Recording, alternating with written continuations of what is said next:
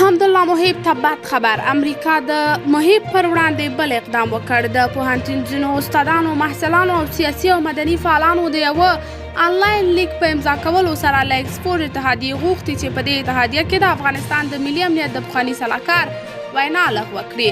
اکسفورډ ټولنې د مخکیني ولسمشر محمد اشرف غني د ملي امنیت سلاکار حمدالله محب ته بلنه ورکړې چې د مۍ پر 11مه په دې ټولنه کې د افغانستان د بدلونونو په هکله وینا وکړي.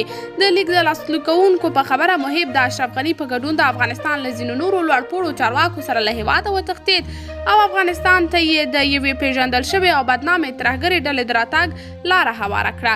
په دې لیک کې حمدالله محب ملي خاین بلل شوی او زیاته شوې چې هغه د اکسفورډ ټولنې په څیر یو ځای کې د افغانستان د استازولۍ وړ نه دی، په ځانګړې توګه داسې مهال چې هیڅ افغان څېړونکی پکې ګډون نه دی کړی.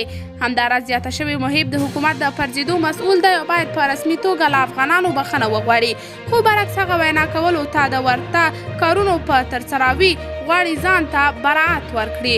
د لیک لاسلیک کوونکي وایي چې اکسفورډ ښار ته تازه رسېدلي افغان کډوال او همداراز افغان محصلان، اوسیدونکي او روزونکي سخت زیانمن شوي او د محب په ورتګ د امنیت احساس نه کوي.